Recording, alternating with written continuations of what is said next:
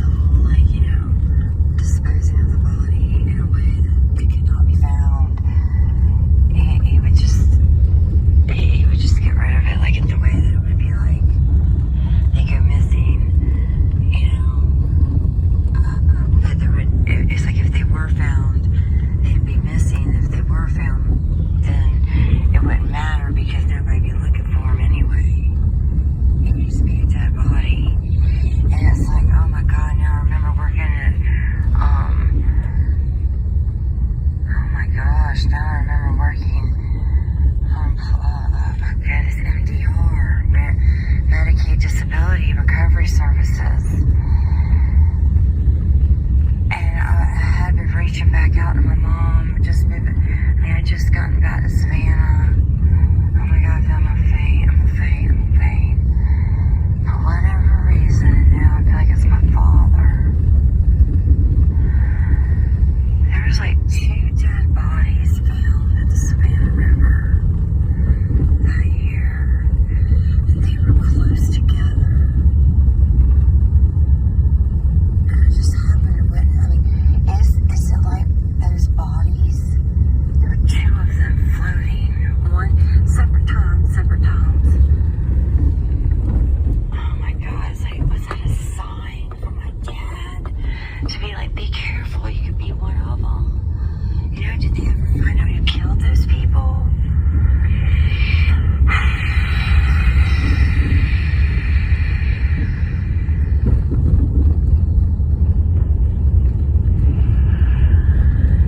And it's like, if you ever, in my mom's words and my dad's words, if you ever hear a story or if you ever hear a story about floating dead bodies in the water, or if you ever see floating dead bodies in the water around Savannah,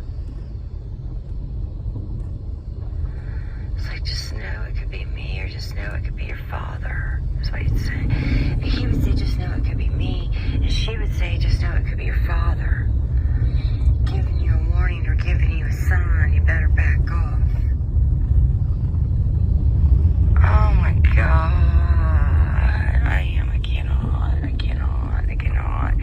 I mean, I cannot believe this. I cannot.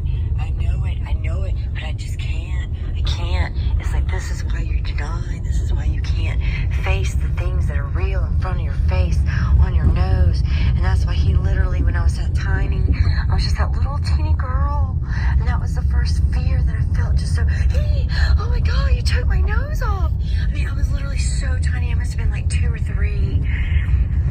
In Conway, South Carolina, and that's the first time I remember I was sitting on his knee and we were playing little, kid games, joking around, and, I was just loving on him, and, thinking he's loving on me, and he goes, I'm gonna get your nose, and he did the little thing where you have your thumb in between your first 2 fingers on your hand, and it looks like, the tip of your thumb coming out of the first 2 fingers in between the first 2 fingers on your hand, and then you put it over your nose, and then you just real quick go, like, pull it off like you're joking, and then the tip of your thumb is supposed to look like the tip of your nose.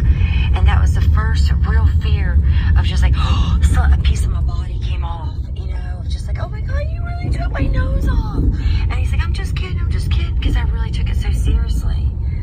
And so that was the first real evil joke, because my mind at that time couldn't comprehend, the severity of that kind of joke, that it was a joke, that it's like, it looked so real.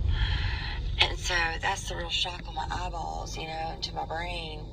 I was like, oh my God, he just took my nose off, I mean, that's how silly it was, but so real.